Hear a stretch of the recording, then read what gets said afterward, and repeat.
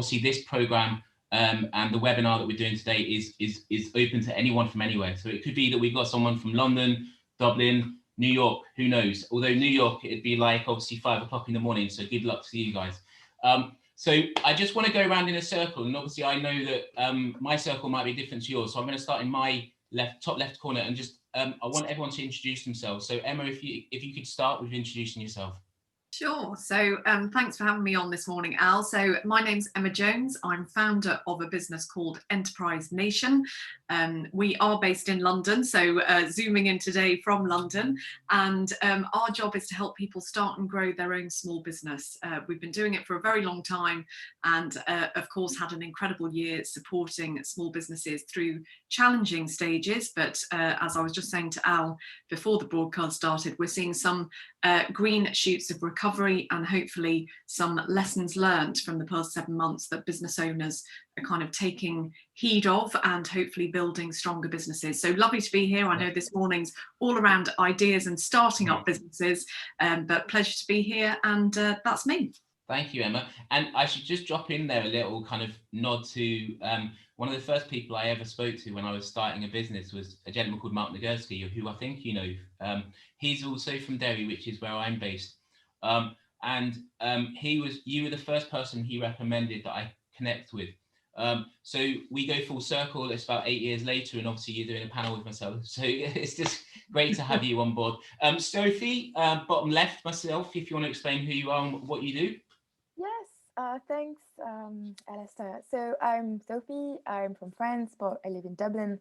I'm the co-founder of a business called What the Hack. And what we do is bringing people together to collaborate and work on meaningful projects. So we can call that hackathon or design thinking sessions or whatever you want to call that. Yeah. And we've started in February, and that's where we are at now. Thanks for having me. No, thank you, Sophie. And obviously you and the other co-founder are a good inspiration for anyone else out there who's thinking obviously how they can start and grow a business during this, this tough time. Tim, just underneath me, there you go.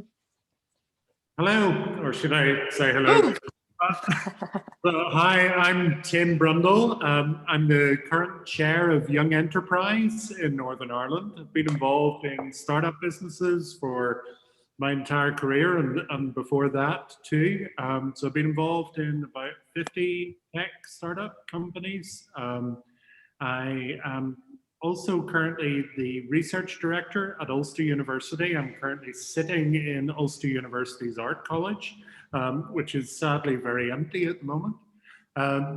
I run Innovation Ulster Limited, which is the university's investment company, and I'm also a partner in a venture capital firm. Yeah, I'm delighted to be here today. Thank you, Tim. Not too busy. That 50 startups, obviously, that's quite a number. So, Irene, talking of startups, obviously, do you want to talk to us about See.Sense and your own background? Sure. So, hi, everyone. So, my name's Irene McAleese. I'm co-founder of See.Sense. We're a cycling technology and data company based here in Northern Ireland.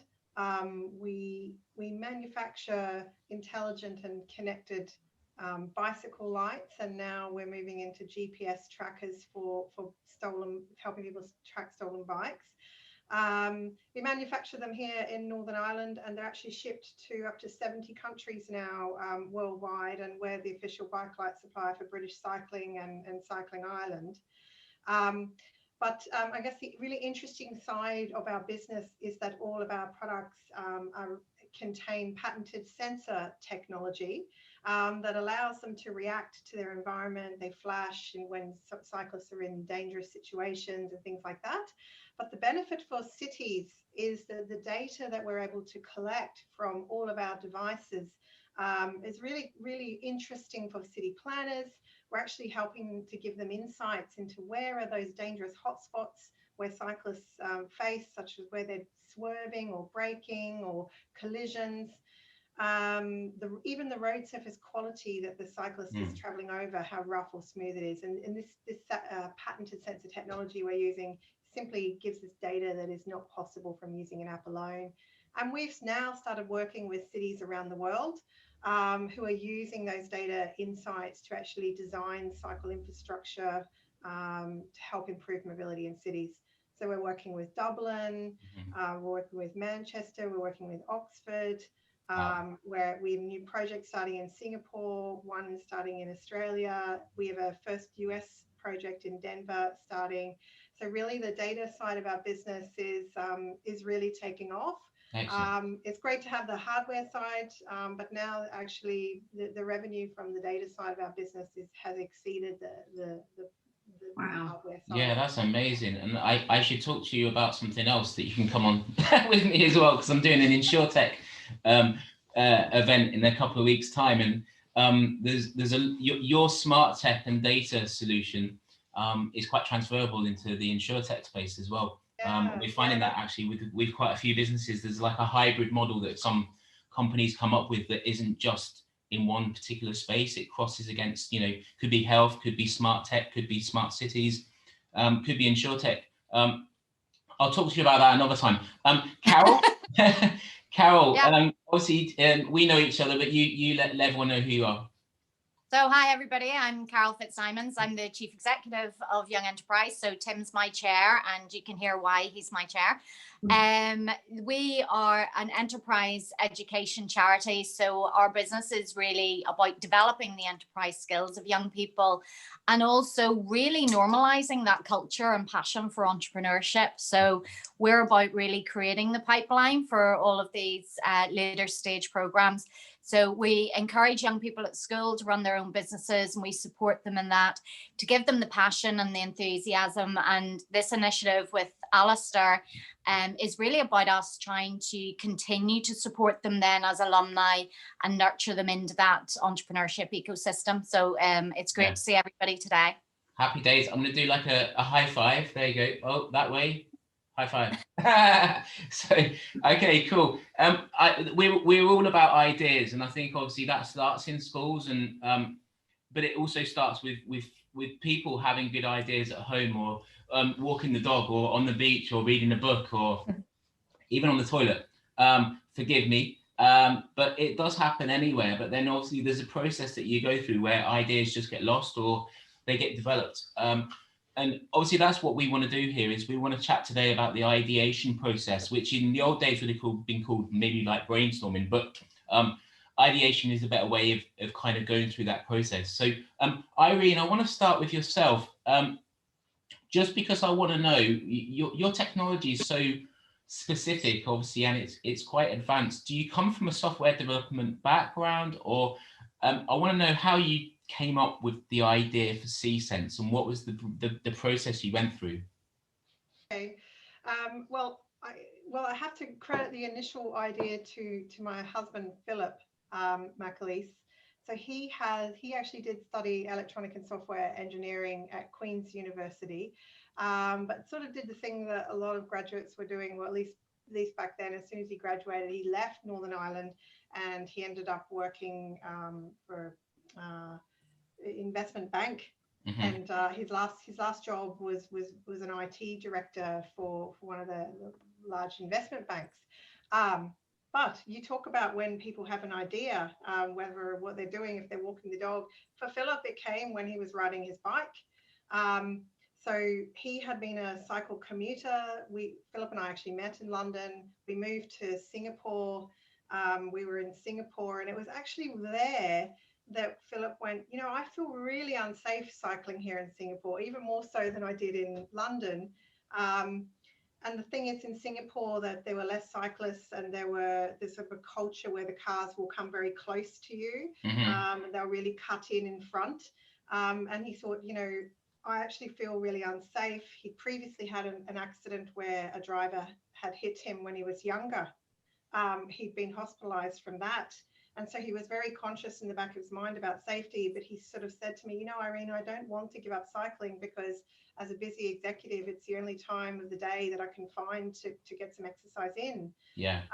He actually had the idea when he was cycling home one day. He had a smartphone on the handlebars of his bike, and he was just kind of looking at that, and he thought, what if I could take the sensor technology that you have inside the mobile phone and integrate that into the bike light, to allow the bike light to react to its environment and help me become more visible. But I love that. It was just an idea that he had. And how we went from that was he went back to his employer had like an internal cycling group, like a club. He put a note in the forum and said, hey guys, you know, there's a lot more experienced, you know, cyclists than myself out there, but I had this idea, what do you think? And so many people started commenting, look, Philip, if you could build a bike like that did that, I'd actually buy that from you. Yeah. And we got to like 100 people commenting on it on the forum. And Philip and I started to think, you know, I wonder if there's something in that. Because we'd always, to be honest, been, you know, we were both working in quite successful corporate careers. I used to work for Accenture as a management consultant. Philip was, but we'd always been sort of couple that would go out and have dinner and think, what could we do if we were to start our own business?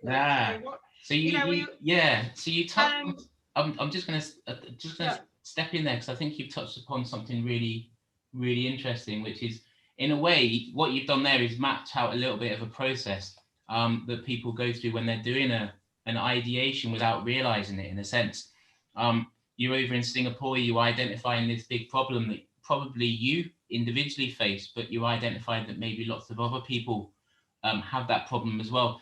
I'm assuming, obviously, I'm going to jump in over to Emma and Sophie on the left-hand side of my screen. Sophie, with the What the Hack, am I right in thinking this is about you identifying key problems that maybe groups of people face, and then you work on that over a couple of days to try and solve those problems? Is that what happens? Yeah, so we're taking the problems so we base everything we do on the 17 sustainable goals. We want people to work on projects that are needed, because that's what Irene was saying about the light, that people needed this. So you need to identify what's actually needed in the market. And too much often when we do hackathons or we do events like this, people are they won't understand what's the core of the problem and jump into the solution without testing the idea of doing this validation phase of, okay, I think we have a problem there. Now I'm starting with a hypothesis. This is hypothesis. People need this because of this. Now I need to test it. You would have some feedbacks, and then you would, back and forth and adapt the idea until you get the perfect solution that matches the perfect client. And when we do hackathons, that's what we do on a different extent, because the goal is different sometimes. Sometimes the goal of the hackathon is just to raise awareness on a particular topic. And if you want people to understand how they can, have an impact, they need to understand what the problem is at the core. So sometimes we focus on market study because that's fundamental piece of the problem, and it's so many often overlooked. But it's really understand, what are you trying to solve, who are you trying to solve that for, and then how are you going to do this. But until you didn't get what this is, that the problem is, you won't get any solutions that is needed by anybody. So with our hackathon, we're trying to focus on this, but also to focus on the environment itself. Like, you can do a business organization that will be profitable with the business model, but you need to take into account different factors, environment, ethics, and you need to do that from the really beginning, because it's easier, to have this at the core. Like, okay, we are a sustainable company, but because we respect the circular economy principle, or your line went there slightly, so I was going to jump in and say, Emma, so if there was 5 people in the room right now and they came to you and said, look, we want to start a business, but we have no idea what our big idea is, where would you advise them to start in terms of the process?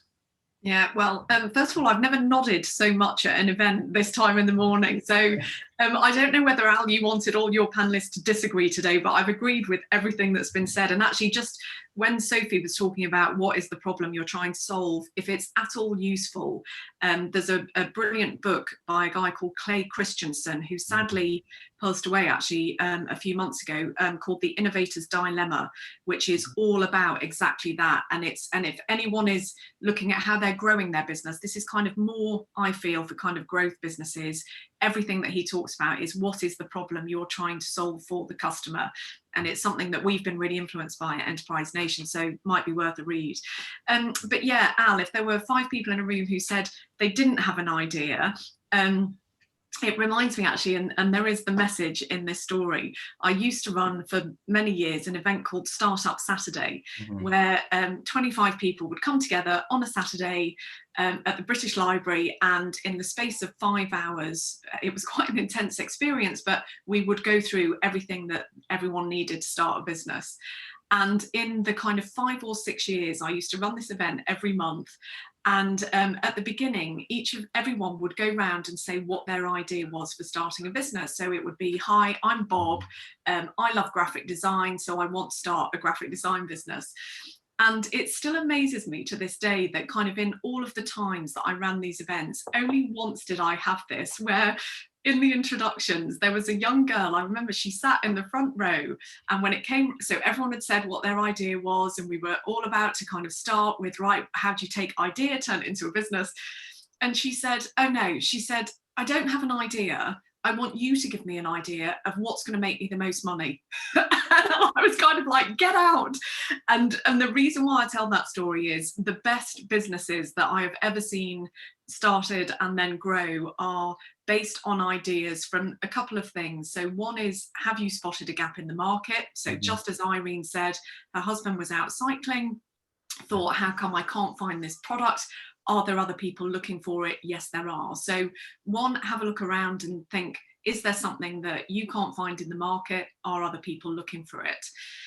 The second thing to kind of ask yourself is, what is your passion, your hobby, and your skill?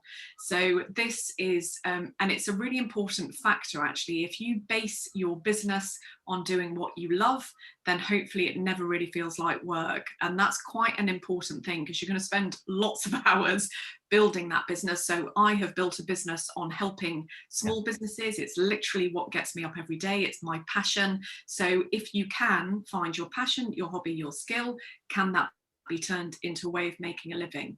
And then just the third thing, so kind of 3 questions to ask yourself. Have you spotted a gap in the market? What's your passion, your hobby, and your skill? Or the third is just simply, have you seen someone do something that you think you can do better yourself? So have you seen something in the market and you think, well, actually, maybe I can do it cheaper, faster, better? Then essentially kind of asking yourself those 3 questions should give you the foundation for an idea. So hopefully that kind of gives some thought in terms of helping people going. 100%. And obviously there's a few questions that are coming in, obviously, from those that are watching. So that's great. And we will respond back to them near the end of the session. So forgive me if we jump in and out. I'm just going to do like an ideation right now. So you guys, all you have to say is one word back to me. And we'll do it in any particular order that way you just think of the first word that comes into your head. But this is something that I do with Young Enterprise in Northern Ireland in schools. It's a digital youth program. We identify 6 types of customers or types of people, and then obviously the kids literally have 3 or 4 minutes to identify as many problems that this group of people faces. It's an easy way of them identifying what are the biggest key problems that maybe your target audience would face. Usually the one that they don't pick is, there's like 6 groups. They don't usually pick older people. They pick, something to do with their peer group or sport or whatever. They don't usually pick older people. So then I go around the whole class of maybe about 60, 70 kids, and I say, just put your hand up or shout out, what is a problem that old people face? So let's start with Tim. What is a problem that old people face? Not that you're old, Tim, I should say. Well, actually, I was going to tell a Shaggy Dog story about ideation and about James Bond, because, and I'll tell it very, very briefly. I'll give the abbreviated version. One of the best jobs I ever had, it was the second best job after being chair of Young Enterprise. I took I put my hand up to consult on James Bond films. And we had, the task we were given was to come up with gadgets that this old guy called James Bond could get, could use to get himself from one place to another. So there was always a hole in the script that would be solved by a gadget. And I thought that would be a very, very fun thing to do. So a bunch of us got together, but the guy who helped us was a guy called Paul Mulvaney, whose job it was, he'd previously worked for Ford, and his job was designing cars for older people. And he'd done a fantastic job. So he had designed cars in ways that older people could get in and out of cars without noticing they had hip problems. And this was a job he'd done for 25 years. And it was a remarkable thing to look at the accessibility of automobiles. So back to the James Bond Shaggy Dog story. But he was a systems architect, and his lessons were, anything you design, any technology you design, you have to think of the obsolescence. Because in the example of the James Bond story, if Bond is going to use a gadget, it can't look like science fiction. So it must be real. The technology must be real and must be deployable. Second thing he said was, if somebody is sitting down on Boxing Day in 25 years' time watching this film, will they recognize that technology actually existed? And that was a lesson all around obsolescence. So the technology must endure, must have the ability to endure. And the third was around how you design things for the real world. So, and his example was, well, how do you make sure a door opens on a car in a way that somebody can sit in it without being uncomfortable in the way that they sit in it? So my one word is Bond. Apologies for that, Shaggy Dog. No, it's good. If you were a child in the class, I'd have probably said, guys, keep it to a couple of sentences. But, Carol, obviously one word or a couple of words at most, obviously, for a problem that older people face. Medication. And I'm going to say that just purely because one of the lovely examples we see in Young Enterprise is exactly as you say. They target young people as their audience typically. We have trade fairs, and a few years ago, one of the schools in Derry created a box that you could lock your mobile phones in. That was its purpose. They brought it to a trade fair, and at the trade fair, some people went, actually, that would be brilliant for me to put in my mother's house because she forgets when she should take her medication. And it had timed locks, so it would release, and she couldn't, that way they could actually make sure it would only open when she was ready for the next set of medication.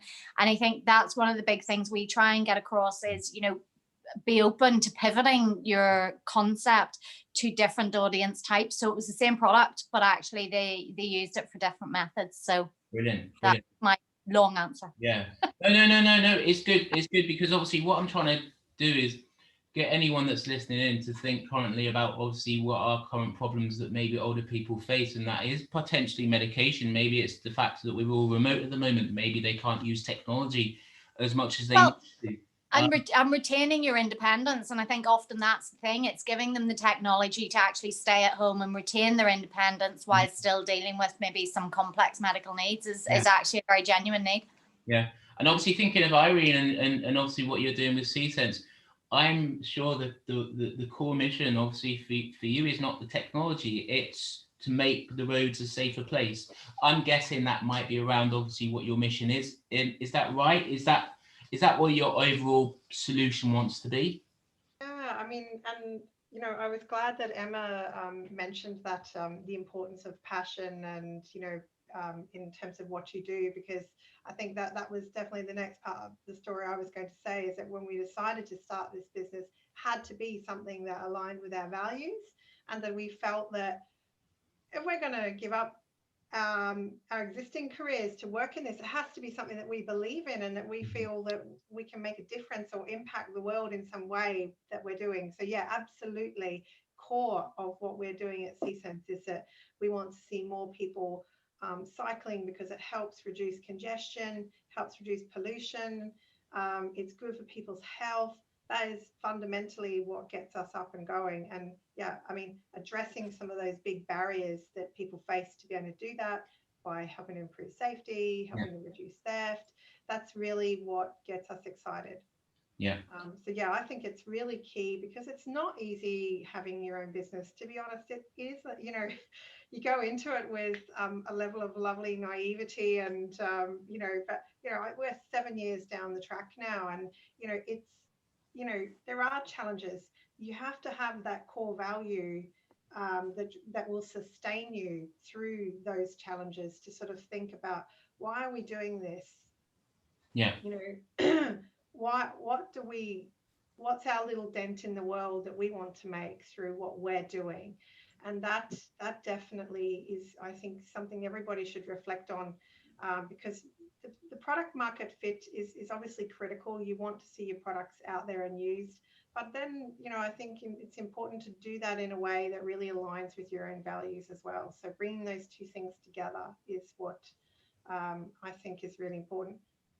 100%. And obviously then I was going to ask, and leading on to this, Tim, obviously with the work that you're doing with the University of Ulster, or Ulster University, sorry, we've talked a little bit about validation so far, and I just want to pick up on this.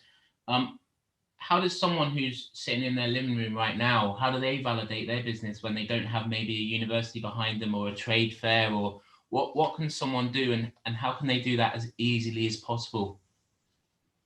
Yeah, I mean, I think, you know, I'm a big advocate of, you know, young enterprise. I'm a big advocate for the incubators and accelerators that are across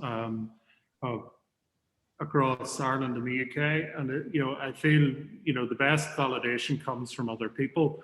You know, when you can't necessarily put a product in somebody's hands and get them to evaluate it, you can certainly put an idea in their heads and get their opinion on it. And I think it's one of the things that both Young Enterprise and the Accelerator Network do really well. You know, there will be people who've been there and done that. You will have a range of ages and great diversity around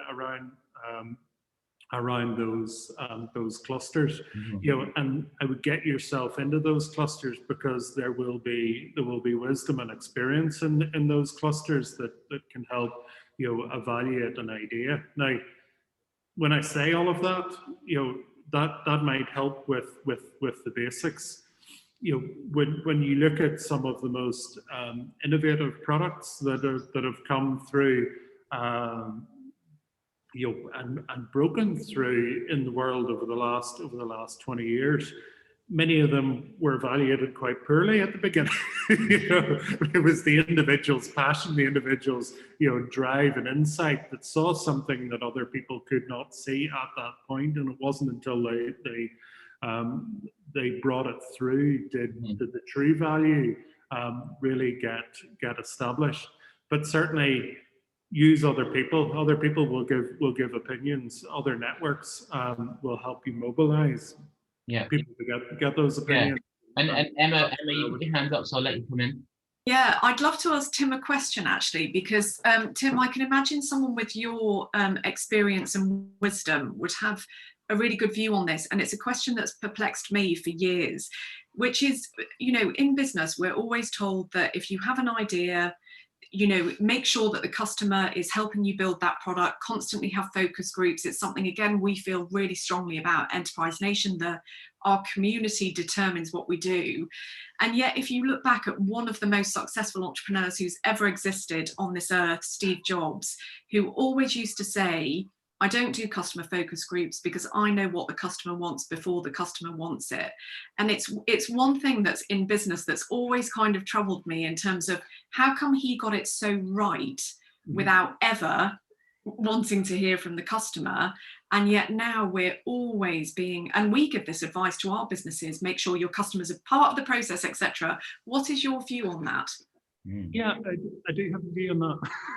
So Douglas Adams, if you remember Douglas Adams, the author, he consulted for Apple And he came to Belfast and gave a talk just before he died, and he talked about this dilemma. Essentially, what he was doing was designing products for a market that doesn't yet exist. You got to bear in mind that particularly in deep tech, you're developing products for that may not launch for 3 years. In the case of some medical devices, might be 10 or 12 years. For pharmaceuticals, might be 20 years. And so you're designing products for a market that is 5, 10, even 20 years in the future. And so what he was doing was building, trying to build a view of what customer demand might look like, what the consumer might want to hold at that future point.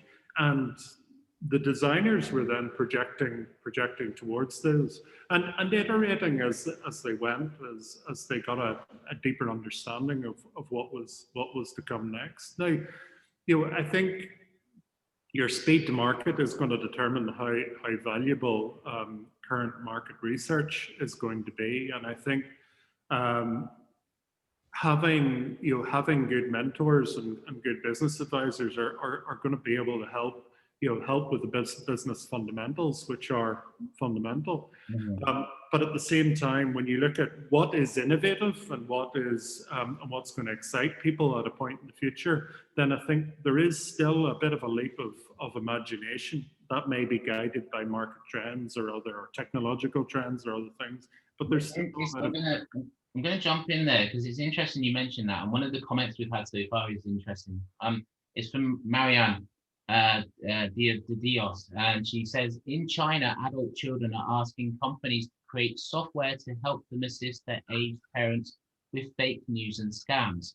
And I think this is a really good comment. It's a good idea that's being done, but it reminds me, I've been working with some Turkish startups quite recently. One of them is working on the fake news situation that we face, and they're in the scenario where they're basically predicting the first fake big hack is actually going to come from audio hack. So it might be someone that sounds like the president or the prime minister. It's going to phone up and say, this is the action that you have to take. And they're predicting that that's going to be the first big kind of cyber attack that will happen through audio, which basically could take down a country or could take down a corporate, could change stocks, shares, everything, and just through audio hacking. It's just interesting that you mentioned that, because obviously we sometimes do stop the most inventive ideas because we don't understand them or think it's not going to be monetized straight away. And that's the issue they've got. They're pitching to investors for a problem that hasn't happened yet. But they know that it will.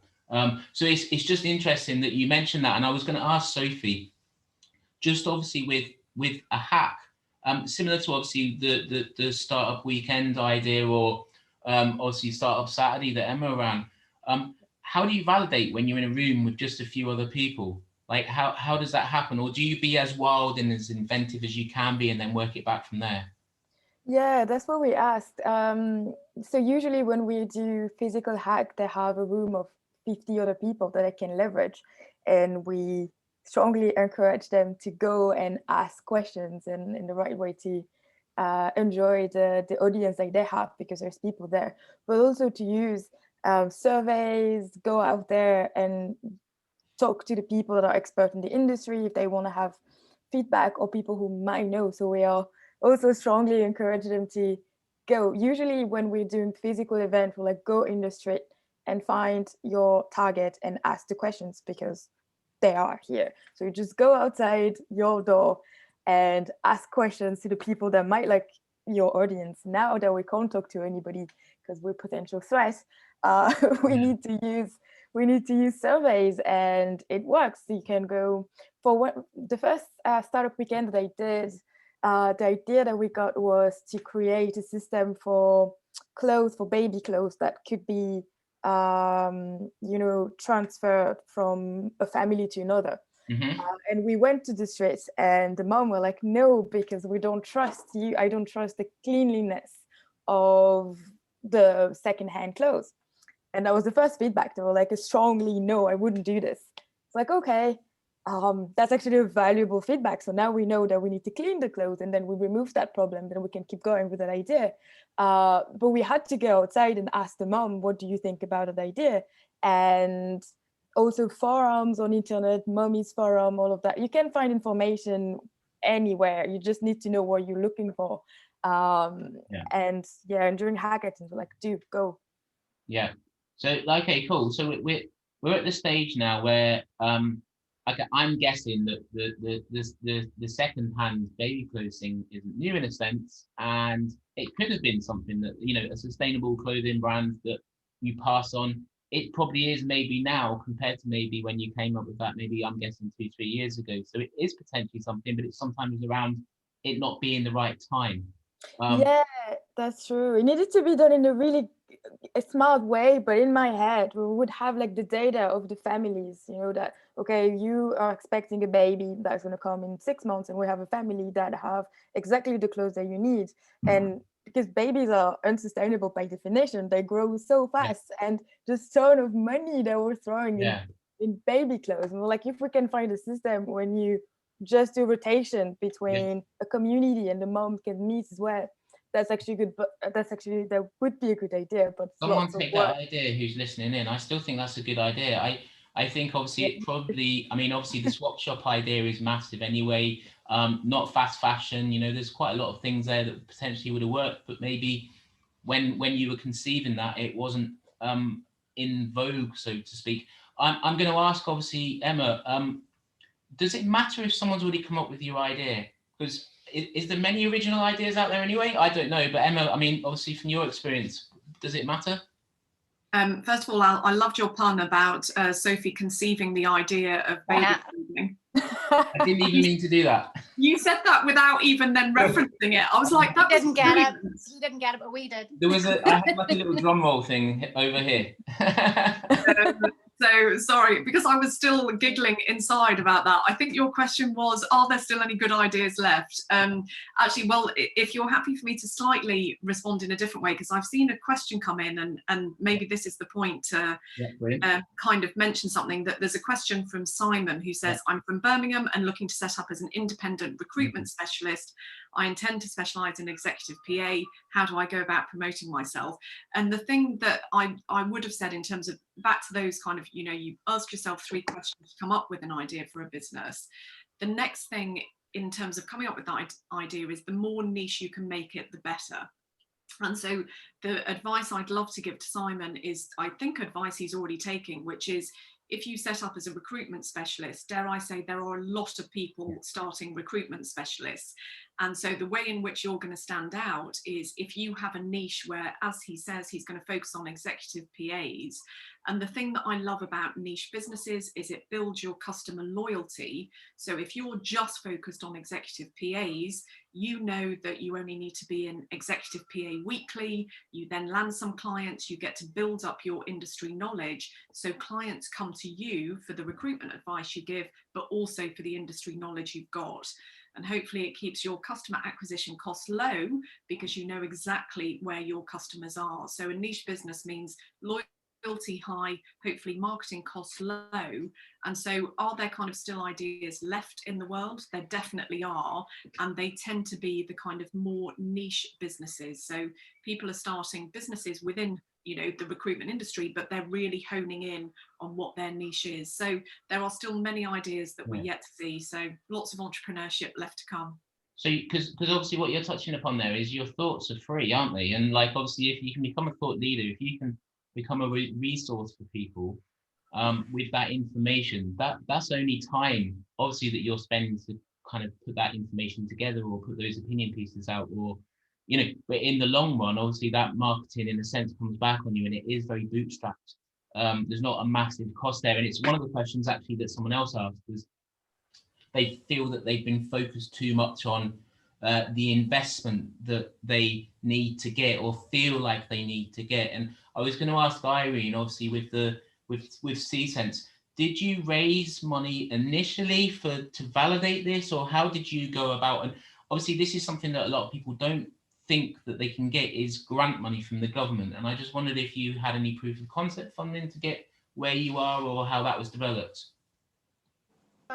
Yeah, so just if I may, on the previous point about the other bad ideas, I would say it's great to have an idea, but actually execution of the idea is what's critical. I come across quite a lot of entrepreneurs who say, I'm really worried about sharing my idea because someone will take it. Ideas are out there. Ideas are almost free. It's about how you bring that, how you execute on that idea. So I just want to put that out there. Cool. So the other thing, so in terms of investment, well, yeah, we used Kickstarter platform quite extensively, especially in our early days, which was great in terms of getting revenue into the business, but more importantly about market validation, which is a lot of this, what you already talked about, trying to understand that product market fit. Our first Kickstarter that we did, which is Kickstarter, for anyone who doesn't know, is a crowdfunding platform. We used that from in 2013, and I think Kickstarter had only been running in the UK for about a year at that point. And with our initial prototype idea, we were able to put that on Kickstarter. We raised £33,000 in 30 days, met our funding goal. But importantly, what that did was it enabled us to go back to retailers and say, look, you know, we haven't made this product yet. We've got a prototype. We've put it on Kickstarter. We raised £33,000 in a month. So what could you do, large retailer, with this product? You know, we're a husband and wife team working in our garage, and we managed to sell £33,000. So that was really critical because it provided then that market validation that helped us get our products stocked with major retailers. And yes, we have raised investment in our business, but I would say that having the traction first, where you can show that there is a market demand for what you're creating, that you've managed to get stocked with retailers, that obviously improves your conversations with investors, because they can see that traction. It improves your valuation and improves the kind of people that are attracted to work with you as well. So I would say, you know, I would encourage people to, you know, test out their idea in the market and try to get those early signs of traction as much as possible. That will help you with all sorts of other, you know, fundraising activity that you do. Excellent. I have a hand raised from one of the participants, but I just was going to ask if they could drop the question in chat, if that's okay, so we can keep the thread going, and then I'll come back to the question you've got as well. I hope that's okay. It's really good, Irene, as well, that you mentioned about validation, and I would second that with anyone who's got a product-based business. Validate it with a crowdfunding campaign, obviously not an equity crowdfunding campaign, but a gift-giving crowdfunding campaign, which is basically where you say for £50 you will get this, but obviously what you're doing is basically you're building up your potential customer base. So if 100 people want to buy your product for £50, you raise your 5k that you want, but you validate with 100 customers that are then going to be guaranteed to buy your product. So it's a fantastic way of testing your audience without really going into massive production costs as well. So obviously in terms of like business models and things like that, like obviously you've got this idea in your head, you think it's a good one, you've validated it a little bit. What stage do you need to start considering, like, for example, Tim, 6 months from now, 12 months from now, 18 months from now, and what your business model looks like? How quickly do you need to get those processes in place, or can you just play around with it in your head and in practice as well? Yeah, I suppose I'd be an advocate for people kind of scratching that out continuously as they go, and testing wildly different business models, whether they be, you know, straight purchases, subscriptions, and other things. So, you know, until the point of launch, I think that is something that can often stay quite fluid. Mm-hmm. You mentioned investment earlier on. Investors like to have surety around how a product is being sold, and that's not always the most helpful thing. I think that's something that can, that is best kept relatively fluid, whether something is to be bundled, subscribed to, sold outright, licensed on, etc. I think it's that core value proposition and the motivation of the team behind it, their ability to execute, as Emma has articulated. Those things help bring things through. But in the same way that you're keeping on testing the market, you're keeping on testing the business model as well. So I'm not keen on an early lockdown of that business model, but I am very, very keen that it's constantly under review and constantly being tested. Excellent. And I am very conscious of two things. One, time, not just for us personally in life, but just obviously of this panel, because obviously I know I've got Carl with his recording. What I was going to say is I am enjoying this conversation too much. Carl's recording is fantastic, but I can put that out as a separate thing. And I just think we need to continue with the flow. Emma, I'm conscious of your time, so I know that you have to jump probably in about 5 minutes, if no more. So if anyone can stick with us for another 10 minutes or so, I want to continue, if that's okay. I want to ask Sophie, and obviously because we've asked obviously what the situation is maybe like down the line in terms of business plan. Sophie, you only started the hack in February, and this was during COVID. Was your own personal motivation really important for you doing this, and why did you start it in the first place? My motivation, yeah, it's everything. My personal motivation started this. I didn't want it to be entrepreneurs, but it wasn't what I wanted to do. It just was the only thing I could be doing. It just happened. I worked in corporations, I work in companies, and it didn't align with the ethos and everything that I wanted to do. I had a vision on how I wanted businesses to work, and it wasn't the way it was working. So I was like, okay, I'm going to try to do it myself then. And the first event that we did with Caitlin, it was supposed to be a one-off because I love fashion, and I organized a startup weekend before, and I wanted to combine the two. And the first event that I did was a hackathon to tackle fast fashion, and it worked really well. The crowd we had, the response we had was really nice. And from this, we're like, actually, I can see how it could be a viable business because people liked doing this, and it's too rare for everybody to be in a room with people that they would not necessarily have met in their life because they don't know each other and they have nothing in common except the topic or just the curiosity. And I thought it would be a great idea. And if you add the layer of social responsibility, then you can create and spark the interest for people into building other things. And it started from that, but it's just because I wanted businesses to have that ethics when they start doing a project. I wanted every businesses to be like this from the start, and to be working on things that are meaningful as well. I'm like, we have enough things that are useless in the world, so we don't need more people working on those things. We have enough problems to solve, so let's focus on this. But yeah, that's because that's what I wanted. I don't think you can be an entrepreneur if all the thing that you want is be rich, the money or the fame. It's not going to happen. You're not going to be rich and like this. And you will have so many moments where you're asking yourself, why you're doing this? Because you could have a job and be paid. And why are you doing this?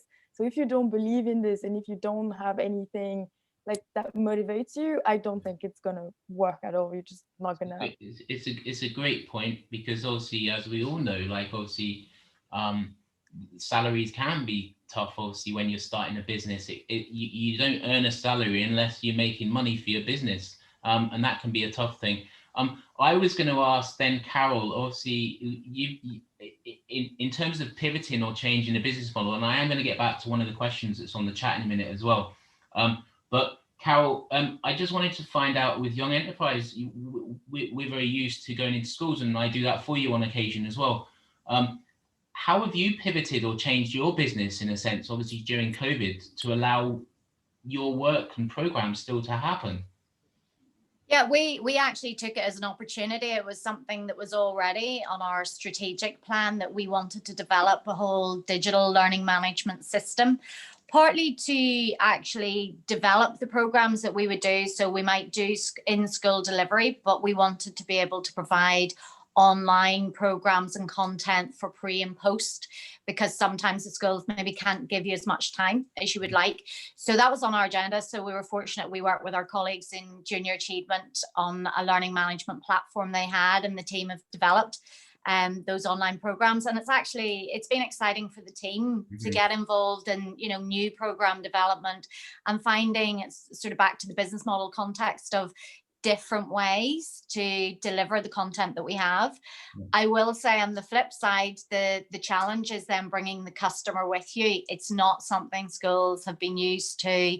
It's something that's been thrown very quickly at them. So we're also using the opportunity to teach them and to support them in how can they make this an integrated part of their program delivery. So it's something we would hope, 5 years from now, when we look forward, that delivery model will actually have that full blended solution. So it's, making the most of the time to develop, program ideas that we already had.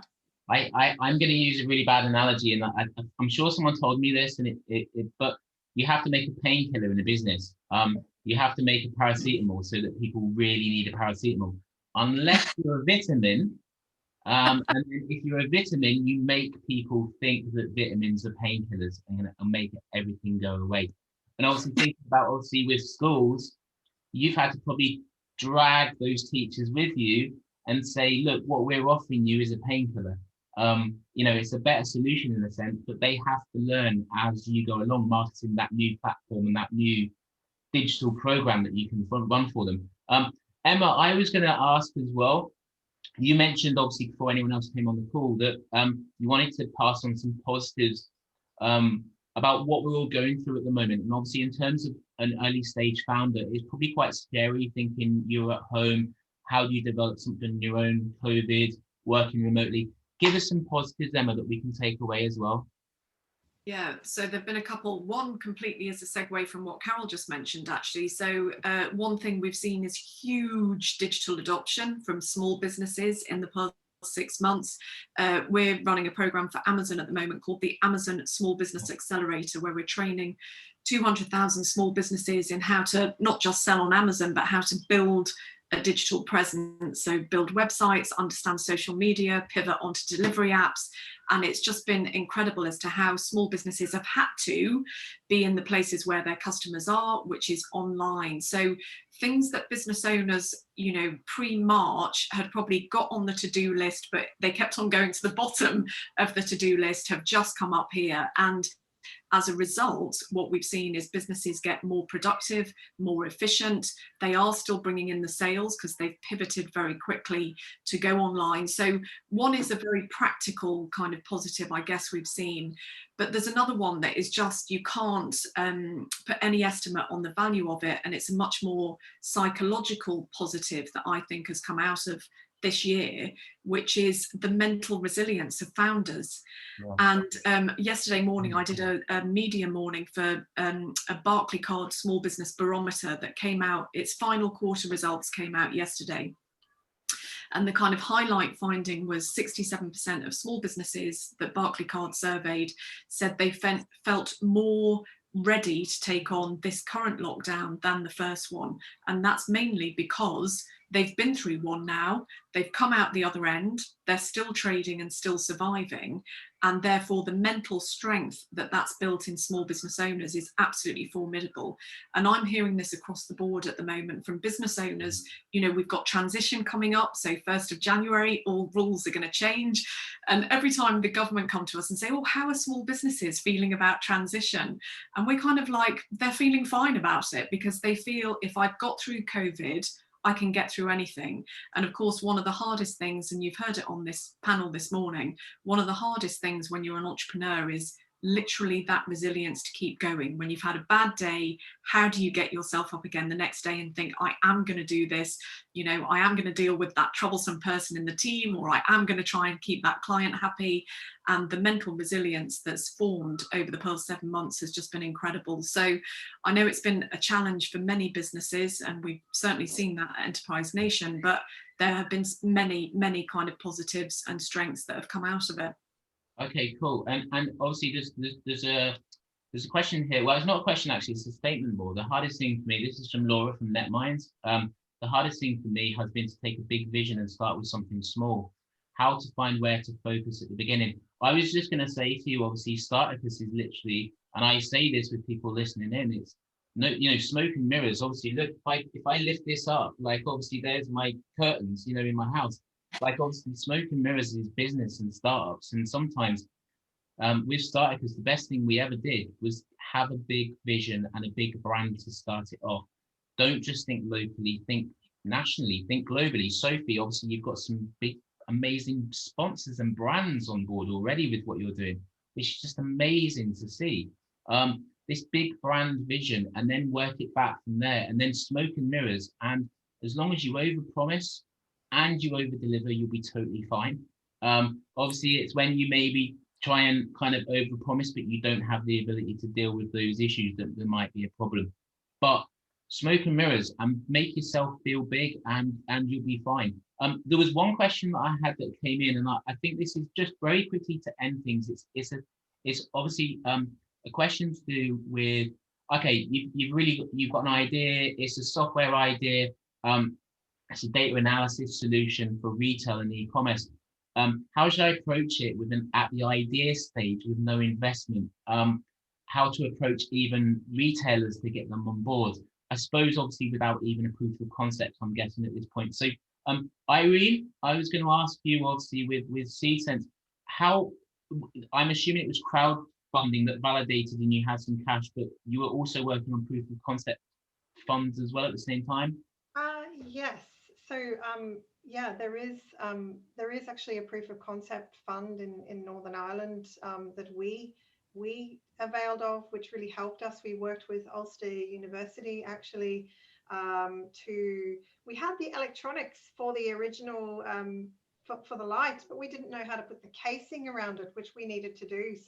So that was really pivotal for us to reach out and get some proof of concept funding to help create that casing. We also worked with the design clinic as well through Invest NI that actually helped us come up with our brand, our name, See.Sense, and some of the branding concepts, which, coming back to the other point about thinking big, you know, being able to project your brand confidently, having good imagery, videos, you know, a logo and things like that is really important. We used design services to do that through Invest NI, and that proof of concept to help us create the initial light itself that went around the casing was critical, that we then had a physical prototype that we could go and show people and engage them with. Yeah. So yeah, bringing those two things together, you know, I think one of the things that See.Sense has been very good at is understanding that landscape around different types of support services that are available. So speak with Invest NI, they're very helpful. Intertrade Ireland is also very helpful. There are a number of different accelerators as well that can point you, signpost you to these kind of services. Yeah, make avail of this stuff that is out there, because if you do want some support to create a proof of concept, you can likely get that. Yeah, brilliant. And I'm gonna give the final word to Tim, who's there. Just I know you have to bob off in a second as well, Tim. But I was just gonna say, let's pretend someone's listening in from Croydon right now. They're not based in Northern Ireland. Is the same type of support available to them in terms of proof of concept? So basically, the idea, you get a bit of cash to help validate an early part of your business, and it's usually technology based. Tim, does that exist elsewhere, and where could someone look? Yeah, absolutely. I mean, I would start looking around Innovate UK and other funders. They have follow-on funding, proof of concept funding, as do a number of other people. There are a lot of great networks that'll help you find both mentors and seed funding. There are many regional funds. I think one of the things I find is money will travel proportionate to its size. So small amounts of money, the kind of money you need to get started, tends to be found locally, where it cannot be found from customers. I mean, I'd be a big advocate of the Kickstarter model of that kind of pre-sales, working with customers as you finalize that product. Where that can't be done, there are always local angel networks, seed funders that can help you get underway. And I think there's some examples in the chat bar, or an example in the chat bar of people who can help you find that kind of startup support. Fantastic. I obviously want to thank you all for your time. Before we go, we still have a number of people listening in, and I want Carol just to give us a pitch on what Impacting Founders is looking to do for Northern Irish female founders. So if you're Northern Irish female founder and you're listening, Carol, what's it about?